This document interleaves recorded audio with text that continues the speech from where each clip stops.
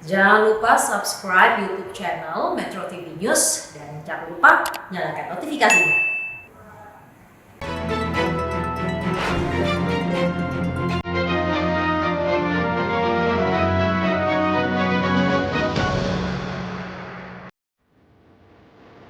Modus operandi tersangka AT menarik uang nasabah tanpa izin pemilik rekening. Jadi saya di sini sangat-sangat gimana ya, kecewa, iya, kesel, iya.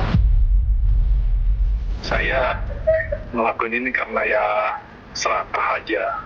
Dia dibilang serakah, ya saya admit bahwa saya serakah aja.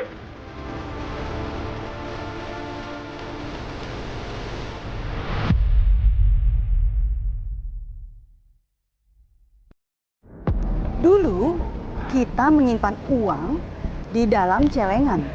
Seperti ini, uang dimasukkan ke dalam celengan, selesai, aman.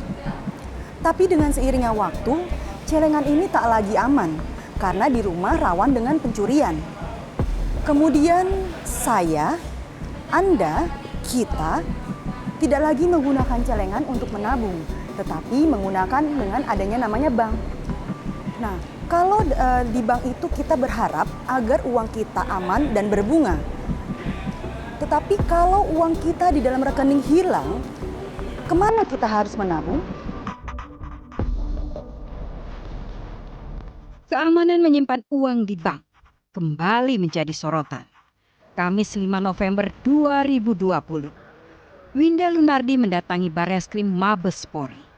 Tujuannya untuk mengetahui perkembangan pengusutan laporan kehilangan uang di rekening Maybank Indonesia sebesar 23 miliar rupiah.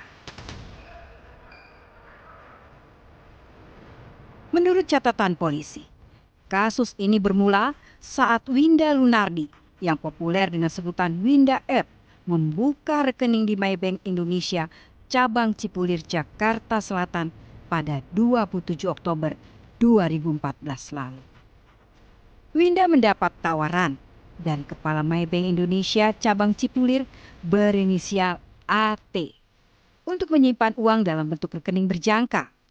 Winda setuju karena tergiur bunga yang ditawarkan AT relatif tinggi bila dibandingkan produk simpanan bank pada umumnya.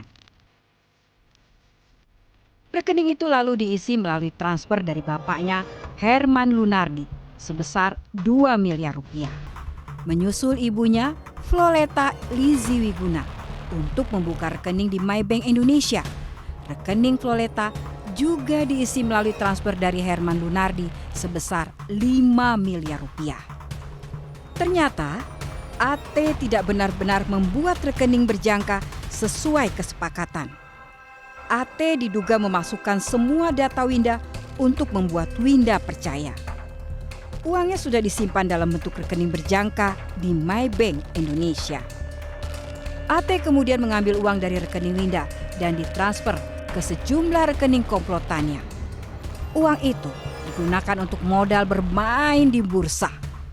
Winda baru mengetahui saldo rekeningnya hanya tersisa Rp600.000 saat akan mengambil uang pada Februari 2020. Sedangkan saldo di rekening ibunya hanya tersisa Rp17 juta. Dan saya cuma berharap ya uang saya itu kembali, karena ya itu saya merasa itu hak saya gitu. Maksudnya menurut saya uang segitu itu besar dan tiba-tiba hilang, ya aku dan keluarga aku amat sangat terpukul. Dan ini masalah udah berbulan-bulan, jadi emang cukup stres juga ya. Polisi memastikan laporan Winda telah masuk tahap penyidikan. Polisi telah menetapkan AT sebagai tersangka dan menyita sejumlah aset berupa mobil, tanah, dan bangunan. Polisi menjerat AT dengan pasal berlapis, yaitu pasal 49 Undang-Undang Perbankan dan pasal 3, 4, dan 5 Undang-Undang Pencegahan Pemberantasan Tindak Pidana Pencucian Uang. Tentang dugaan tindak pidana perbankan dan tindak pidana pencucian uang dengan tersangka AT selaku bisnis manajer KCP Cipulir PT Bank MI Jakarta Selatan. Jadi korban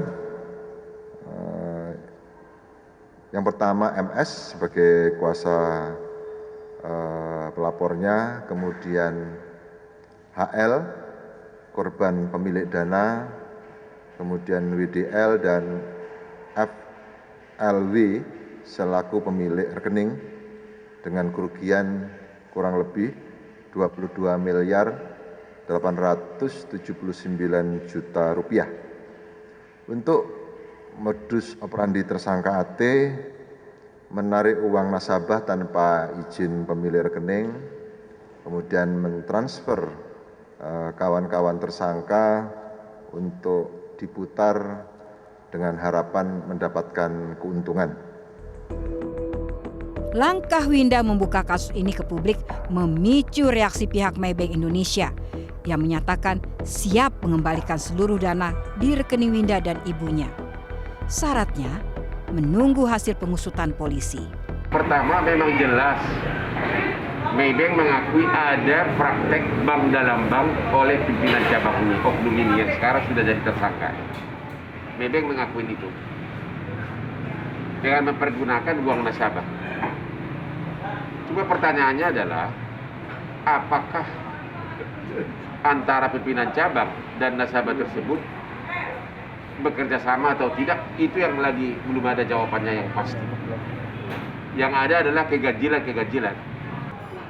Saya sudah berkali-kali mengajak Winda dan pengacaranya, ayo kita ke hadapan OJK, kita tunjukkan. Bahkan Maybank itu pada rasanya mau bayar. Cuma ada beberapa hal yang belum jelas. Maybank itu adalah bank dengan asetnya 175 triliun hanya di Indonesia. Dimiliki oleh BUMN terbesar di Malaysia. Jadi tidak mungkin hanya gara-gara 20M dia mau kabur gitu loh. 20M bagi dia kecil, sekarang juga mau bayar. Posisi di mata hukum dan di mata publik agaknya sama pentingnya. Para pihak dalam kasus hilangnya dana miliaran rupiah di rekening Winda dan ibunya akhirnya saling tuding dan saling klaim. Fakta-fakta baru pun bermunculan. Tersangka rupanya saat ini juga tengah menjalani sidang pidana perbankan selain kasus Winda.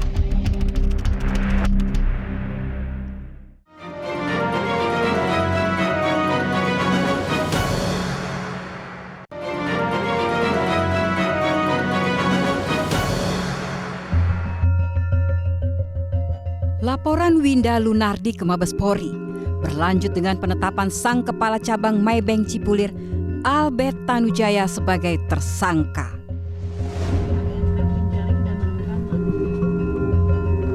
Kami pun menelusuri tempat tinggal tersangka di kawasan Pasar Lama, Tangerang Kota. Dari luar, rumah terlihat sepi dan pintu pagar yang selalu tertutup. Fakta menarik lagi. Dari informasi tetangga, ternyata rumah yang berada di kawasan Pasar Lama Tangerang Kota ini milik mertuanya yang sudah ditempati bersama istrinya kurang lebih selama 10 tahun. Metro TV, Bu, mau tanya sama Ibu soal Pak Albert di mana gitu, nyangka nggak sih? Nggak tahu deh, ya? Saya juga bukan ininya, ibunya lagi tidur. Oh, bentar aja Bu, kita mau Ya, sebentar. Tapi emang ini rumahnya Pak Albert ya Bu ya? Rumah ini istrinya. Oh, rumah istrinya. Oh, rumah istrinya bukan rumah Pak Albert ya? Ya. Udah berapa lama Bu Pak Albert di sini? Saya juga belum lama. Tapi memang Pak Albert di sini ya tinggalnya Bu ya? Yuk sini lihat. Albert Tanujaya alias AT saat ini tengah menjalani persidangan untuk kasus lain di Pengadilan Negeri Tangerang Selatan dalam kapasitas sebagai bisnis manajer pada kantor cabang pembantu Bintaro Kebayoran Arkad. Perkembangannya untuk saat ini kami masih dalam proses persidangan yang mana sampai dengan hari ini terhadap terdakwa sedang dalam masa penahanan pengadilan. Jadi itu masa penahanan pengadilan yang kedua. Jadi prosesnya itu masih pembuktian di persidangan. Masalah dia bekerja di dalam Maybank dan sebagainya yang kami dapatkan berdasarkan berkas perkara adalah masa kerja dia semasa di cabang Bintaro saja. Yang jelas, kasus yang melibatkan Winda bukanlah kasus pertama bagi tersangka AT. Didakwa melakukan tindak pidana penggelapan dan tindak pidana pencucian uang. Jadi AT ini pada saat dia menjabat sebagai kepala cabang, pada saat itu dia merekomendasikan seorang yang bernama RL untuk menyimpan uangnya di bank yang dia pimpin, kemudian disimpan dalam bentuk deposito sebanyak 10 miliar. Kemudian sebanyak 3 miliar sudah diambil oleh korban yang bernama RL, korban RL. Kemudian yang 7 miliar oleh menurut jaksa dakwaan dari penuntut umum, uang yang 7 miliar itu dipindahkan ke rekening atas nama nasabah RL tersebut, di mana di dalam pemindahan dari deposito ke tabungan itu dilakukan tanpa seizin dan sepengetahuan dari RL sebagai nasabah. Nah, caranya bagaimana? Dia membuat surat, dia memasukkan dokumen-dokumen mulai tanda tangan, kemudian nomor teleponnya itu juga dirubah. Kejaksaan dan polisi masih terus memeriksa tersangka AT. Apakah tersangka memainkan modus yang sama dengan dua perkara yang tengah diproses hukum ini? Terkait klaim pihak Maybank Indonesia mengenai sejumlah kejanggalan dalam kasus ini, Winda menegaskan tidak pernah memberi otorisasi untuk memindahkan dana dari rekeningnya. Saya itu cuma nasabah biasa yang emang menabung gitu loh, Kak. Jadi saya di sini sangat-sangat gimana ya, kecewa, iya, kesel, iya. Papa saya selama ini usaha tuh halal gitu, selalu mentaati hukum. Itu perlu digarisbawahi. Jadi tidak ada mungkin, saya jamin tidak ada mungkin kerjasama antara papa saya dengan tersangka. Itu yang bisa digarisbawahi. Namun, pihak Maybank Indonesia menyatakan ingin mengungkap fakta apakah ada kerjasama antara korban dan tersangka. Kasus pembobolan rekening Winda memang harus diungkap hingga ke akarnya. Polisi harus mampu apa yang sebenarnya terjadi serta siapa yang bersalah. Pasalnya, bisnis bank merupakan bisnis kepercayaan. Jangan sampai persoalan antara Winda dan Maybank Indonesia meruntuhkan kepercayaan masyarakat terhadap keamanan menyimpan uang di bank.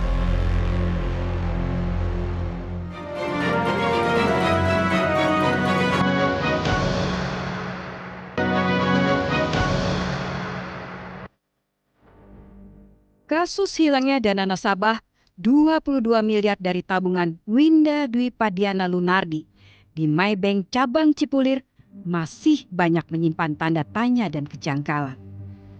Untuk menjawab sebagian pertanyaan tersebut, Selasa siang 17 November 2020, kami pun mendatangi Pengadilan Negeri Kota Tangerang, mengikuti persidangan tersangka Albert Tanujaya dengan kasus yang hampir serupa. Kasus hilangnya dana nasabah Robilau. Dalam persidangan terbuka yang digelar secara daring tersebut, Albert Tanujaya juga dijadikan sebagai tersangka dalam kapasitas sebagai bisnis manajer pada kantor cabang pembantu Maybank di Bintaro, Kebayoran, Arka. Kalau saya sih dari perwakilan kuasa hukum saya aja sih yang mulia. Cukup ya. Dari pengakuan tersangka AT kepada kuasa hukum dan aparat hukum dalam dua kasus Robilau dan Winda yang hampir serupa tersebut, uang tidak mengalir ke rekening pribadinya, tetapi tersangka juga menjadi korban permainan falas. Uang itu tidak dipakai pribadi, tapi waktu itu dipindahkan dalam artian itu ada semacam bisnis lain yang harapannya investasinya lebih besar, menguntungkan lebih besar, sehingga nanti harapannya itu bisa cepat dikembalikan. Nah, aliran dananya memang ke anggota keluarganya Winda atau ke anggota keluarganya Pak Albert? Kedua-duanya tidak. Justru itu kan lari ke tempat-tempat lain. Tempat-tempat ada beberapa tempat usaha ya, bukan usaha ya, apa namanya? Seperti main saham demikian kemarin itu. Yang dikatakan judi forex itu benar nggak Pak? Nah, itu diantaranya demikian. Memang ini perkara ini nampaknya besar sekali, tapi uang ini tidak masuk ke Albert, dia oper-oper. Bila tersangka AT tidak menyimpan uang nasabah RB dan Winda ke rekeningnya, lalu kemana raibnya uang 22 miliar tersebut? Untuk menjawab hal tersebut, kami pun menitipkan pertanyaan untuk tersangka AT lewat kuasa hukumnya, Basuki. Lewat rekaman suara tersangka Albert yang kami dapat secara eksklusif, tersangka AT menyatakan kasus hilangnya dana nasabah Winda adalah kesalahannya dan tanpa sepengetahuan nasabah Winda Lunardi dan ayahnya Herman Lunardi. Kalau untuk saya kerja sama ayahnya sih enggak, saya sih menyesal ngelakuin ini gitu, karena saya cukup dekat dengan ayahnya Winda. Tapi kalau untuk kerja sama sekali enggak. Ya itu saya juga udah di BAP juga dari pihak internal bahwa emang saya yang melakukan penawaran. Murni nggak ke rekening saya. Saya juga istilahnya tanda petik ya saya maling yang dimalingin lah gitu. Itu jadi saya ada mau bisnis sama partner saya, ternyata saya juga dibawain sama partner saya, itu aja sih. Saya belum bisa sebut nama karena takutnya nanti saya melangkahi dari pihak Barreskrim. Untuk keperluan personal nggak ada. Sebenarnya ya itu kembali lagi itu saya yang keep. Maksudnya ya itu udah juga saya udah info ke Barreskrim bahwa semua buku tabungan dan semuanya itu di keep di saya. Saya yang keep bukan permintaan Winda. Karena atas permintaan dari awal penempatan atas permintaan ayahnya Winda, bunganya ditransfer ke rekening Pak Herman. Ya intinya adalah dari kesemuanya itu ya emang tersangkanya saya dan emang saya ngelakuinnya dan tanpa seizin mereka semua udah. Mungkin mereka nggak kayak masa lalu percaya sama saya. Saya yang mewakili pihak MyBank, mohon maaf sebesar-besarnya kepada Pak Herman, ya mewakili MyBank dan atas nama pribadi lah, walaupun saya juga udah bukan karyawan MyBank, tapi saya ngelakuin ini karena ya serakah aja dan salah langkah itu aja gitu. Tetapi ada sistem di MyBank yang lemah gitu aja. Ya saya melihat celah sehingga jadi ya ada kekosongan yang bisa saya manfaatkan itu. Untuk mengkonfirmasi berbagai pertanyaan tersangka dan jawaban dari pihak MyBank tentang raibnya uang senilai 22 miliar, Metro TV juga menyambangi rumah keluarga Winda di kawasan Tanjung Priuk, Jakarta Utara. Namun sayang, baik Herman Lunardi dan Floreta Lizzie Wiguna Lunardi, ayah dan ibu Winda, menolak untuk memberikan jawaban karena kasus tersebut telah diserahkan ke kuasa hukum dan diproses Barreskrim Mabes Polri. Mau ketemu dengan Mbak Winda. Mbak Winda nggak bisa, mau berangkat, mau pergi. Oh, mau pergi? Iya. Bapak bapaknya Mbak Winda? Iya. Nggak bisa wawancara sebentar aja gitu, Pak? Nggak bisa. Nggak bisa ya? Mau berjalan ini. Oh, gitu. Siap Ibu, ya Ibu. Mungkin nanti diatur waktu aja ya, nanti sama Kak Winda aja. Dengan Ibu Floreta ya? Iya. Ya Pak, makasih ya Pak. Ya. Iya Pak. Nasabah lalai dan bankir nakal adalah cikal bakal pembobolan rekening. 8 tahun silam, masyarakat Indonesia pernah digegerkan oleh aksi Melindadi, senior manajer Citibank yang menggasak dana di rekening nasabahnya. Modusnya mirip aksi menggasak rekening Winda. Buku tabungan, bahkan juga ATM-nya itu tidak pernah dipegang oleh nasabah. Diserahkan kepada pihak bank. Ini adalah sebuah ketidakwajaran. Ya. Ini melanggar prosedur yang baku yang ada di bank. Semua kejahatan bank itu terjadi pertama adanya oknum di dalam bank. Karena bank juga ada SOP yang berlapis-lapis. Dan yang tiga adalah adanya pengawasan dari otoritas yaitu OJK. Jadi sangat aman. Nah pada umumnya kejahatan bank itu terjadi ketika ada keterlibatan orang dalam. Berbagai aksi kejahatan perbankan yang dilakukan orang dalam tentu dapat merusak kepercayaan konsumen. Kasus yang menimpa Winda dengan Maybank ini sangat merusak kepercayaan masyarakat terkait dengan keamanan bank itu sendiri, terkait dengan kepercayaan, ya karena dalam bisnis bank itu bisnis kepercayaan. Nah, sementara ini jelas kejadian-kejadian semacam ini akan mengerus kepercayaan masyarakat terhadap aspek keamanan kita menyimpan uang di bank. YLKI berharap bahwa ini jangan hanya menjadi kasus yang sifatnya oknum, ya, bukan kasus yang dianggap sebagai kasus personal, tapi ini keseluruhan kasus sistemik dan komprehensif menyangkut keamanan dan keandalan pelindungan satu bank kepada nasabahnya. Winda Lunardi yang menjadi korban raibnya uang 22 miliar dari rekeningnya berharap uang miliknya yang telah dipercayakan ke bank dapat segera kembali. Jawabannya saya simpel, saya ingin secepatnya uang saya kembali. Karena menurut saya bukan tanggung jawab saya untuk mengawasi oknum internal Maybank, tapi itu harusnya dari bank Maybank tersebut yang bertanggung jawab untuk mengawasi setiap segala tindakan karyawan-karyawan mereka gitu. Itu bukan tanggung jawab saya. Saya hanya menabung. Dalam perkara hukum, saling gugat, saling tuding adalah hal yang biasa. Jawaban atas berbagai pertanyaan di atas akan kita dapatkan seusai penyidikan.